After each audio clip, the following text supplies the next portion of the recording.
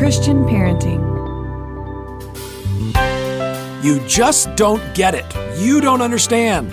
Have you ever heard those words from your teenager? Join us today as we talk about connecting with our teens. Hi, my name is Lissy Rienow. Welcome to Family Vision with my parents, Dr. Rob and Amy Rienow, strengthening families through practical, encouraging, and real conversations. Hi, Rob Rienow here again from Visionary Family Ministries with our very special guest, my daughter Lissy. If you missed last week's episode, please go back and listen. It was phenomenal. But Lissy, for those who have not listened to what you shared last week, can you introduce yourself again? Yeah, absolutely. So my name is Lissy. I'm 21. I'm the second Rienow kid. I am a student. I'm a senior in college at Lipscomb University in Nashville, Tennessee. I'm a history teaching major there, so I've got one semester left, and then we'll see what the Lord has in store after that. And you had big news recently? Yes. So I recently got engaged to my fiance, Bond, and so we are hoping to get married sometime in the next year, which is super exciting. High school sweethearts? Yes. High school sweethearts. Well, we love you and we love Bond. He is an unbelievable guy, and we are so excited that God has brought the two of you together. So your brother got married in 2020.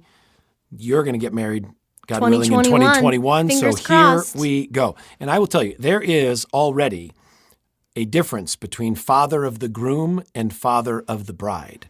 With the father of the groom, there's a little bit of, all right, kid, you're ready to go. You found Mrs. Right. Go get married. Giving away daughter is a whole different level for me here. So I'm going to see if I can hold it together over the course of the next coming months. But God's brought a wonderful man into your life, so I'm happy to put your hand into his. Okay, Lissy, you're 21 years old, and when you were 19, you wrote a book for parents called The Heart of Your Teen. How did you write a book for parents as a 19-year-old? Well, that is a very interesting story, and one that I definitely would never have expected to be telling someday. But essentially, I took a gap year after high school, and I got involved working with Visionary Family Ministries and really just felt like the Lord had given me a passion for helping teenagers live for Christ in their family relationships at home. And so I wrote a short devotional for teenagers, had the privilege of starting to speak with you. And, one of your publishers, Randall House, they had kind of heard some of the things that I was speaking about. They had read my devotional. And I was kind of, back of my mind was kind of hoping, wouldn't it be so great if I could write a book for teenagers on sort of all this family relationship stuff. So Randall House ended up reaching out to me, and they said, hey, Lissy, we would love for you to possibly do a book with us. And I was like, awesome, great. Like, that sounds wonderful. And they were like, but we don't want you to write a book for teenagers. We want you to write a book for parents, kind of like on how to have a better relationship from the teen perspective. Okay. And when I first heard that, I was like a little taken off guard. I was like, you know what? I'm not a parent. I'm not an expert on parenting. Like, I wouldn't even know where to start on this type of project. Like, maybe I could write a page. Maybe. That would be pushing it a little bit. But I remember you and Mom kind of counseling me, and you're like, hey, you know what? If God is opening up this door for you at 19 years old, submit a proposal, like think about it, pray about it, and just let God do the rest. And so that's what I did, and Randall House ended up accepting my proposal, and we got to write this book together. And it was really an amazing process of just seeing kind of God put all those pieces together. And I think the end result was really a really powerful message to parents. Yeah, the feedback on the book has been incredible. Now, you interviewed 20 teenagers from different parts of the world. You heard their stories, and what you did is you wanted to find out, what did their parents do that helped them grow in their faith, to strengthen their character and relationships, and then what did they do maybe that didn't help? What did they do that hindered their faith or damaged their relationships? And I think some of the most impactful stories were from teenagers who said, I wish my parents had, ... I wish they had done this. I wish they had not done that. And in a minute, I'm going to talk to you about some of those. But this first chapter is really important, where you talk about this principle that relationship has to come before discipleship.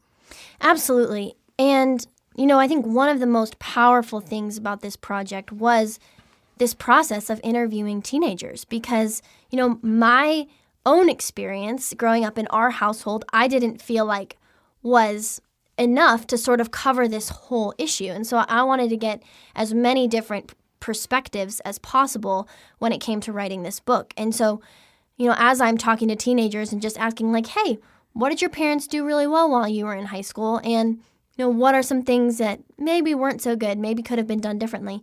And, I was just absolutely blown away by some of the answers that I received. And I think what was most surprising to me was, despite everyone's different backgrounds, the answers were so shockingly similar, kind of across the board, with things like, I wish my parents had asked me more intentional questions about my life. Like, I wish they had done this. I wish they had done that. And so kind of like the core theme that we were getting at and sort of the common thread through all of them was just this idea of, before parents could have a discipleship relationship with their teenager, they had to first put in the effort of just building a relationship with them. Like, you can't have discipleship without a relationship. And, we listen to people, I think especially as teenagers, we listen to people that we trust. We listen to people that we have these warm, connected relationships with. And so, kind of in my experience, I've seen so many Christian parents with the best intentions trying to spiritually disciple their teenager, but the relationship was full of hurt and it was full of bitterness and it was full of anger. And so those things had to be addressed first from a relational perspective before they could move into, how to spiritually disciple their teen. And, one of a really powerful testimony, and I'm going to read some of these just even throughout this podcast interview. But one girl said, I got super annoyed when my dad tried to disciple me spiritually because it didn't feel like there was love in our relationship. Whenever he told me about biblical things, it just made me mad, and I would tell him that I didn't want to hear it. The weird part was, when reading them on my own, they were actually meaningful to me. The state of my relationship with my dad made it really hard for me to accept anything he had to say, even if it was actually helpful. All right, so here's a teenage girl who had a dad who's trying to speak truth into her life, but she didn't want to hear any of it because there wasn't a heart connection for her. It reminds me of this passage we talk a lot about, Proverbs 23:26, where Solomon's writing to his son, and he says, "My son, give me your heart." Like, let me into your life. And there's that principle, that relationship has to come before discipleship. All right, let's talk about some of these I wish my parents had stories that you heard. Yeah, so one of the themes that I kind of focused on a lot with teenagers is just, this idea of spiritual life and what parents can do that's helpful when helping their teen spiritually, and then maybe some things that weren't so helpful. And a lot of teenagers said, I wish my parents didn't disconnect from my spiritual life when I was in high school. I remember one teenage boy sharing with me, he said, I have amazing Christian parents, and I'm thankful for the way they've set an example for me. However, I had to take my own initiative when it came to my spiritual growth and devotions. There were times in high school where I wasn't engaging in any sort of personal relationship with God. I wish my parents had asked me more questions about how I was doing spiritually rather than just assuming that I was on the right path.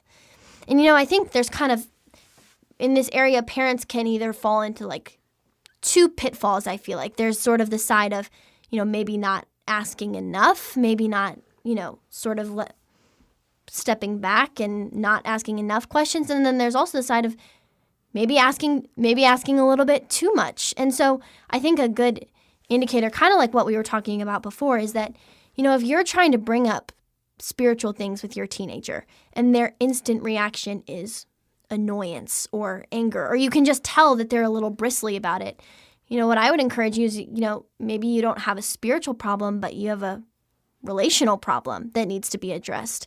And so sometimes it could take a parent being like, hey, I noticed that when I tried to bring up spiritual things, it just seems to make you a little bit annoyed. It makes you a little bit angry. Can you tell me more about that? Like, can you talk to me more about why you might be having those feelings?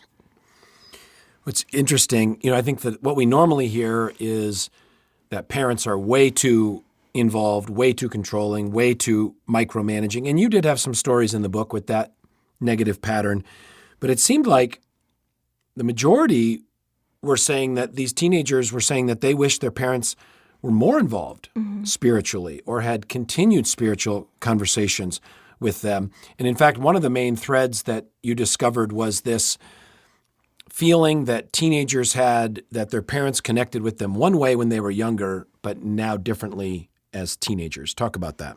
Yeah, absolutely. I think one of the stories that stood out to me the most was, there's this girl that I talked to, and she talked all about how, her parents did such a great job of, kind of leading their family spiritually when she was younger. She was like, my parents would read Bible stories to us all the time. We would always pray before bed. We had a family memory verse every week. And those are things that I really remember about my childhood and really made an impact on me and made an impact on my faith. And then kind of as me and my siblings got older, those things kind of stopped. And I think that some of it had to do with busyness, but a lot of it had to do with, I think my parents just sort of assumed that we wouldn't want to do those things anymore. And, she was talking about how she had a younger sister who I think was 10 at the time. And she was like, my younger sister isn't growing up with any of that same spiritual intentionality that I did. And I'm worried that she is not going to have that same foundation. So I wish my parents hadn't assumed that just because we were older, it meant that we didn't want them to do those things anymore with us. Yeah, it's very common for parents to start with a stronger spiritual connection when they're kids, toddlers, preschoolers, even elementary school, but as schedules and craziness or just distance in the relationships grow, fewer and fewer parents are praying with their junior hires and high schoolers or asking them to participate in a family worship or family Bible time. So please, if you've fallen into that pattern, that it's not too late, never too late to reboot that prayer time. You just go to your high schooler and say, hey, when you were younger, we used to pray together before bed. And I'm sorry that I've kind of let that slide. But the reality is we may need that prayer time now more than we ever needed it before. You are a young adult, you're a young man, you're a young woman. You're making choices in your life that can have lifelong consequences. You're getting ready to launch out of our house here. And one of the things you talk about a lot in the book is the importance of launch angle, right? If a launch angle is even off a little bit, that can be a great concern. So going to your teenager and saying, hey, I just want to reconnect with you spiritually. All right, here's another one.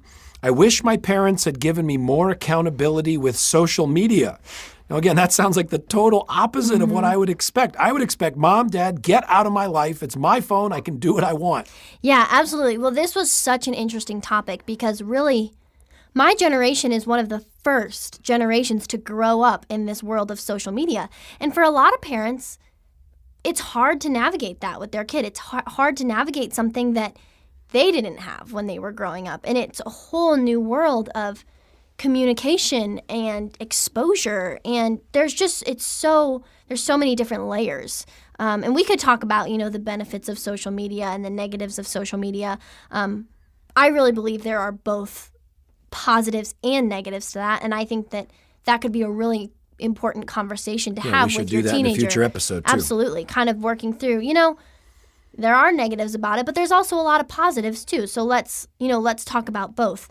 But one of the things that, kind of talk a lot about in the book and in this chapter on technology is just really the importance of accountability in the home. And I think that that's something that you and Mom did a really great job of modeling for us, was just creating this culture of openness, especially when it came to our technology. I remember when I got my phone when I was 13, day one, there was this expectation of your phone is not your private information. Like, I have your passwords. Like, I can access it whenever I want. Like, we are keeping everything out in the light and out in the open because sin thrives in secrecy. So we're not going to put in, any opportunity for there to be secrecy when it comes to technology. And, you do. I know you and Mom do that with your technology too. So, right. There's this, I love what you say, like, you're never too old for accountability. Like, accountability isn't just a kid thing. It's your whole life thing. We need accountability. And no one is holy enough for a secret online life. No, absolutely not. And so I think it's really powerful first setting that example as parents and saying, I don't even have that type of access on my technology. So, we're going to start now with you and training you to make sure that we're keeping each other accountable. And, we talk about Snapchat, and I think Snapchat can be a controversial social media. And we sort of made this policy in our home that, with Snapchat, there's no accountability. And that's not to say, if you get a Snapchat, you're automatically going to do something bad. But we chose to have social media accounts that allowed for us to have accountability with them and allowed for it to be out in the open and, to have for people to have access to them and to kind of see what we were posting.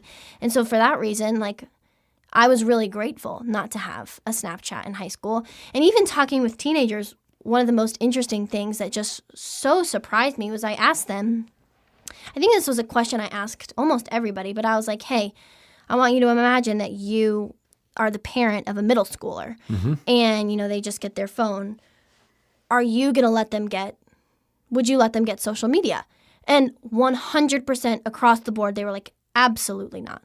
There is no way I would let my middle school child get These are social media. High schoolers answering that question. Yeah, high schoolers. They're like, there's just too much junk. There's too much junk. And, maybe when we get in high school, we could talk about Instagram. We could talk about Facebook, maybe. We could talk about some other things. But they were like, I would say probably 90% of them said, I'm never letting my kids get a Snapchat. Wow. And these are kids that have had Snapchats right. since it came out. But there was this sort of overwhelming response of, absolutely not. Wow. I would not let my child have that. Yeah, the interviews and more of the details in your book were so eye-opening. Lissy, you shared your story going through the teen years in our house. You wrestle with a lot of the key scriptures for sons and daughters and parents. You interview these 20 young people. At the end of the day, what's your big takeaway, your big challenge that you humbly share with parents of teenagers? Yeah, and my whole heart for this book, like I said, I'm not an expert on parenting. I'm not coming to you with Lissy Rienow's great ideas on how to parent your teenager. My encouragement really that runs throughout is just, encouraging parents to never stop pursuing the heart of their teenager, to never stop pursuing a relationship with them, and also just encouraging them that it's never too late. One of the most powerful stories that I heard from a teenager was just this teenage boy. His parents went through a divorce when he was in high school, sort of a messy situation, and he was telling me about how, every morning he would come down to breakfast before school, and he would sit down and his mom would read the Bible to him every single morning. And he was like, most mornings I wouldn't even look her in the eye. I wouldn't even acknowledge her presence. I would just sit there, eat my cereal while she read, and then, get up and leave without saying a word. And he was like, but my mom continued to do that all throughout high school. And he's like, looking back, that had the biggest impact on me as a person and the biggest impact in my faith. And I'm so glad my mom never gave up on me, even though I didn't give her any encouragement or any indicator that what she was doing actually meant something. So my encouragement to parents is that while it can seem really discouraging at times and you're trying to break through but nothing is making a difference, those things do make a difference. And teenagers are taking notice of that, even if it might not be showing at the time. Right. Amen. Well, Lissy, thanks for spending time talking to me. I know you're going to be here in the studio with Mom coming up, talking about mother-daughter relationships. And thanks for doing this project, The Heart of Your Teen. This book has helped so many parents, even around the world, as God has given you the opportunities to speak in Singapore and France and Scotland and Bolivia and the D6 conference and youth groups. God is opening up doors for you to help families follow Jesus. And your mom and I are thankful for God's work in your life. You can connect with Lissy and this book, The Heart of Your Teen, and other videos and resources that she has at visionaryfam.com/Lissy. That's Lissy, visionaryfam.com/Lissy. That's also the webpage for contacting Lissy about speaking at your church or youth group event or parent-teen event. And again, Lissy will be back on Family Vision. We'll let you know when that is coming. As always, you can send your questions to us at podcast@visionaryfam.com. Connect with us on any of our social media channels. Just search Visionary Family Ministries. And I hope as you listen to these podcasts that as they're meaningful to you, that you'd share them with your friends, with your church, with your family. And we're able to share these messages with you because of the generosity of our ministry partners. And we want to thank you for your support. You can learn more about supporting our ministry to families around the world at visionaryfam.com/donate. And we'll see you next time on Family Vision.